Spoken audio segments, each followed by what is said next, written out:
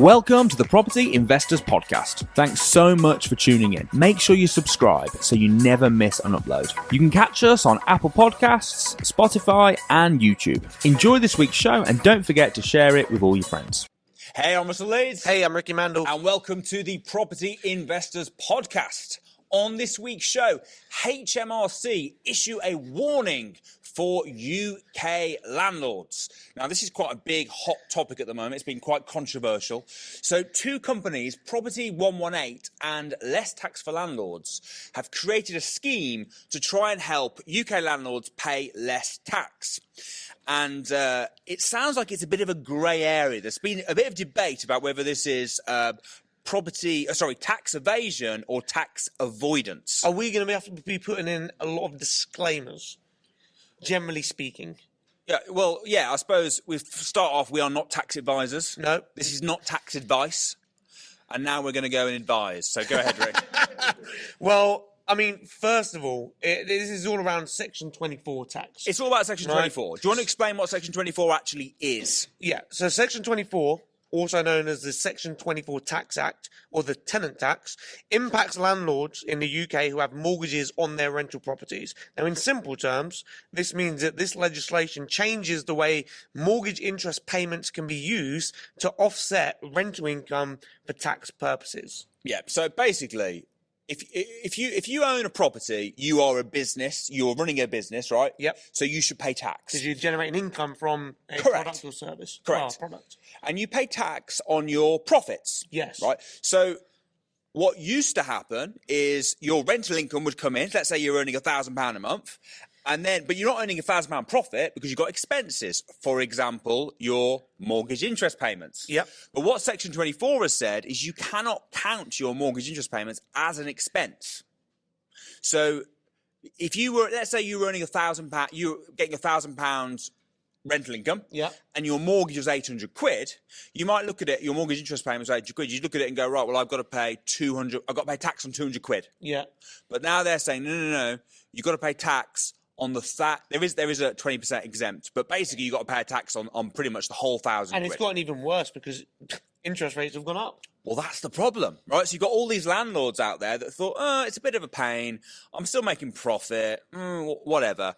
Suddenly interest payments have gone through the roof, which means your expenses have gone through the roof. So you're not making any profit, but you're paying tax as if you are making profit. So you've got landlords out there that are making a loss on their buy-to-let properties, but paying tax as if they're making a profit, which means they're making more of a loss, which is a disaster, which is why so many landlords are either exiting the market, which is why one of the reasons property prices are dropping is because landlords are selling up.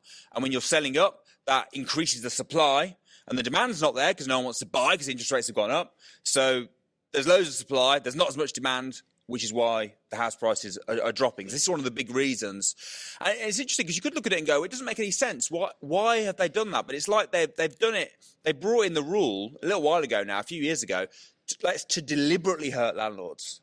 It's to deliberately punish buy-to-let landlords, which is crazy. So these tax schemes have come out to try and offer landlords a way out. And they're quite complicated. I'm not going to go into the details of how the scheme works. But HMRC are massively against, as you can understand, tax evasion. Do you want to explain the difference between tax evasion and tax avoidance? Yeah, so tax evasion is illegal, and that's where you're deliberately avoiding tax. Yeah, but you're sort of breaking the law. You're avoiding tax by not following the law. Correct. Whereas tax avoidance is working within the law. Yeah. To pay less tax. Yeah, so often like loopholes or often doing what the government want. Yeah, like for example, if we look at Section 24, one of the ways, be careful how I word this, what people do, what you can do. No, what am I being careful for? I don't know. I don't know either. It's only tax avoidance. Yeah. So it's not tax evasion. Okay, well, why don't you explain what people do with Section 24 and what you could do? All right. So there's a couple of different ways, because we're going to get onto, of how you can solve this problem. I know what, we'll do one each. One each. So you can purchase a property and own a property in a limited company. Yes. And then Section 24 wouldn't apply to you. Correct. Because It's the company that owns the property. Yeah, and the company counts it as an expense. It doesn't make any sense though to me. Go on.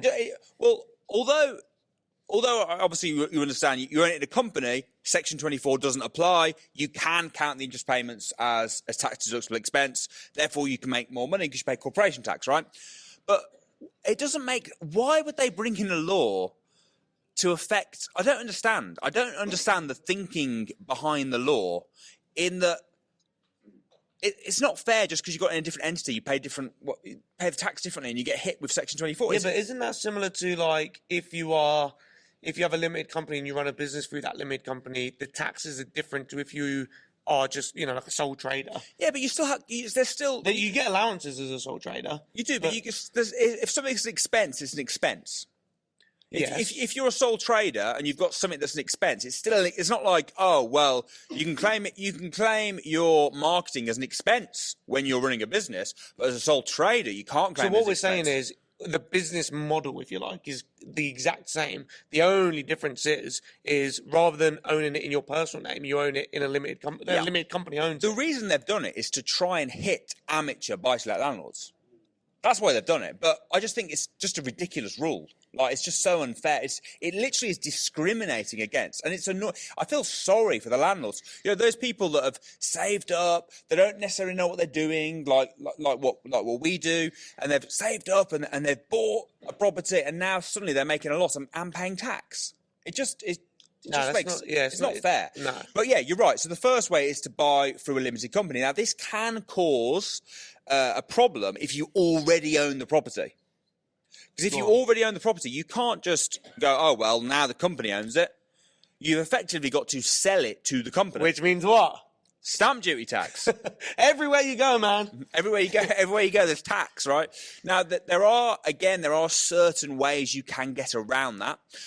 For an example, if you own the property with you and your partner, you can, and you're running it as a business, you can transfer it into a limited company without having to pay the stamp duty, which I would recommend if that's the situation that you're in. If you and your partner own the property and you're running it as a business, you could potentially transfer it without having to pay stamp duty. So go and speak to a property specialist about that. What? So if you own it just on your own, you can't. You can't. No, it has to be a partnership. Partnership is in what? You mean marriage or? No, but you have to own it with someone else as part of the partnership. Okay, so you have to have a 50-50 ownership of the property kind of thing. I don't know if that's be 50-50, but you have to both co-own it, yeah. Right, and then you can do it then. And then you can do it. Okay, cool. So that's one way around it. That's quite a good way around it. Buy your properties through a limited company. However, there is a much easier and a much better way around it, in my opinion. Let's say you already own a property, you're renting it out, interest rates have gone through the roof. Yeah, you can't claim back the interest rates now, so you're making a loss.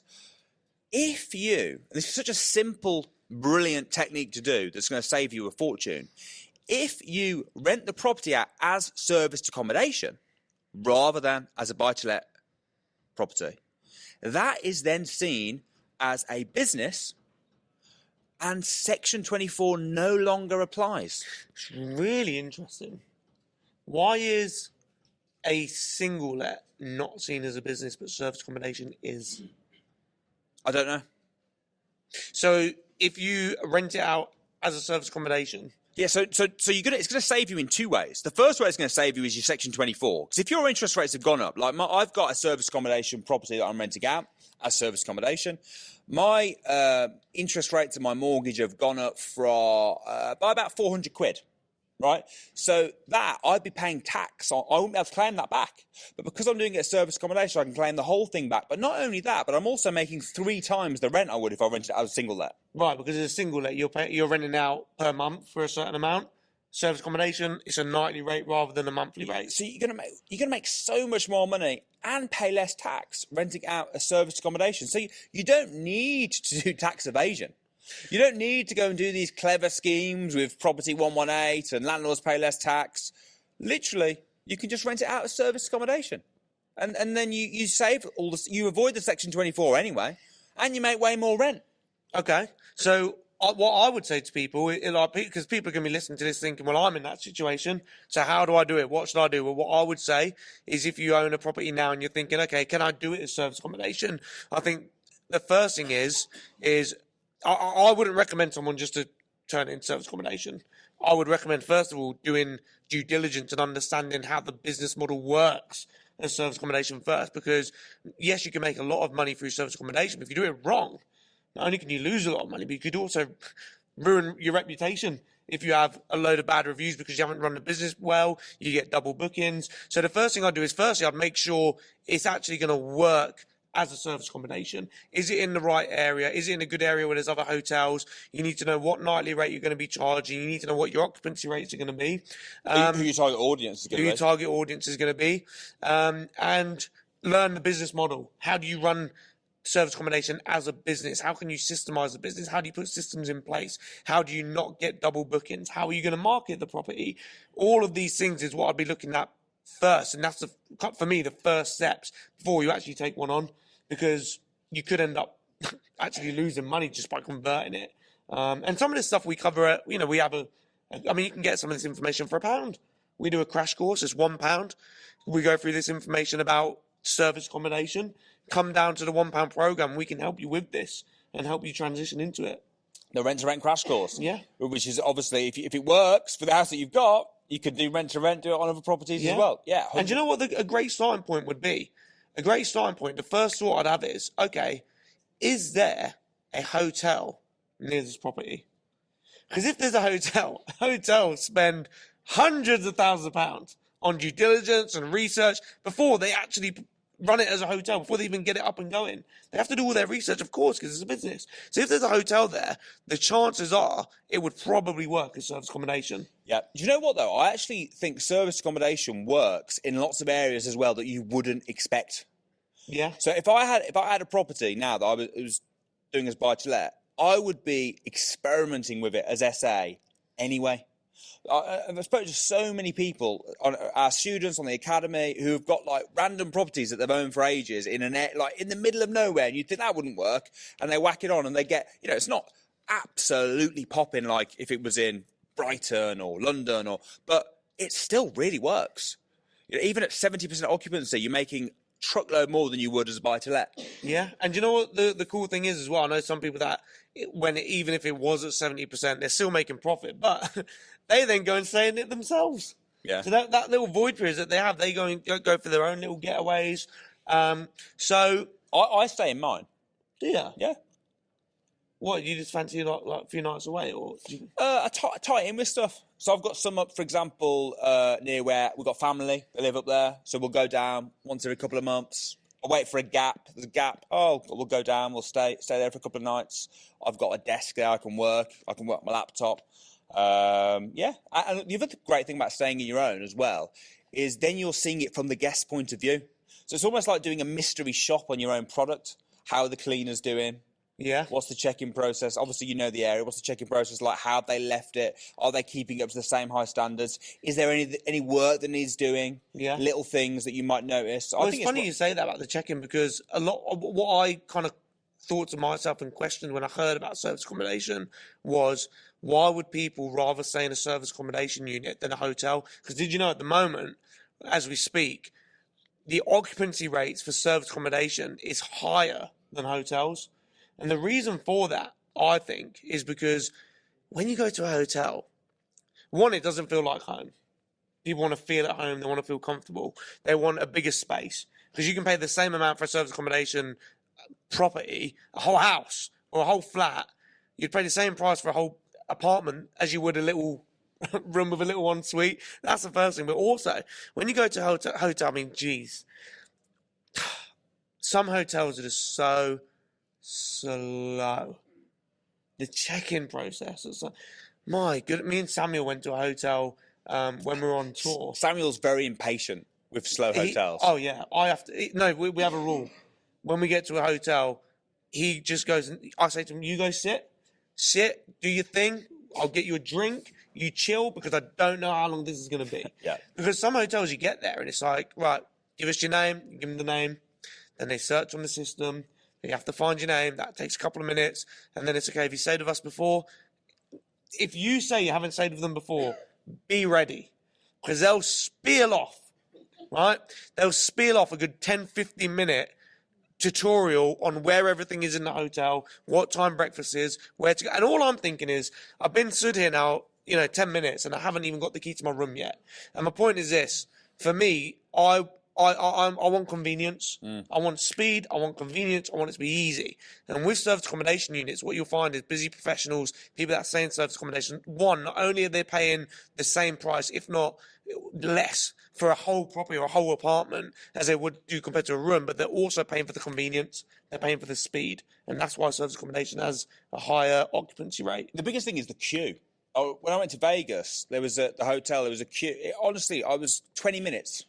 They were fast ones. They saw me. It was like 20 minutes waiting for the queue. Don't you hate it as well? Do you know when you've got a desk and there's a couple of receptionists, and then someone else, you got another member of staff that's just standing there behind, and then they walk in the aisle, and you're like, hey, there's a queue here. Yeah. Why don't you come out and speed this queue up? And they're just sort of messing around at the back. There is one more thing that I think's even more annoying than that. Oh, it's going to have to be really annoying. You queue up for your 15 minutes, right? And then you've spent 10 minutes at the desk, give them your name, breakfast is at this time. You just right, let me get to my room. Then they give you the key. And it's not the key that you turn, it's the key the card that you tap. Mm-hmm. I know where you're going with this. Yeah. You're not just up the stairs and on the left. You're not ground floor you're not there. You are up 10 floors, round the other side of the building, get your transfer to the other hotel. Yeah. We'll see you in half an hour. You get to the other side, you get the key, you tap it, and it flashes red. Yeah.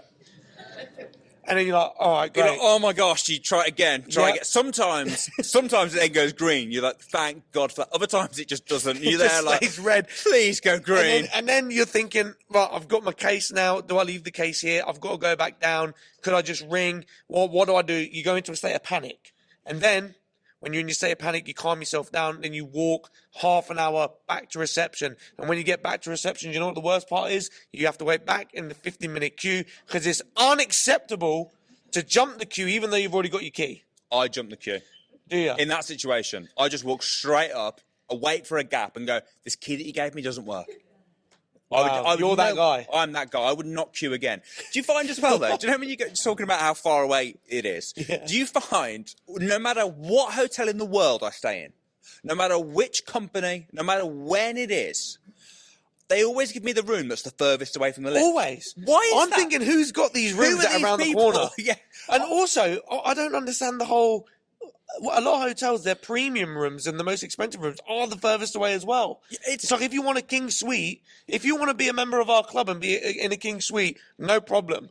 You'll pay more, which is cool, but you will have to travel an hour to get to the room. Yeah. The other day I got 9:01. I was like, happy days. I got to the thing up and it was like, 9:02 to 9:38 this way. I was even now I'm all the way around the other building. Whatever happens. But I'm thinking in my head as well, maybe this is just me. Actually, I don't know if I'm going to say it because it might just be weird. But when my room's far away, I'm thinking to myself, this walk in the morning just to get to breakfast is going to be horrendous. I have to set my alarm like half an hour early just for the walk. Factor in the walk.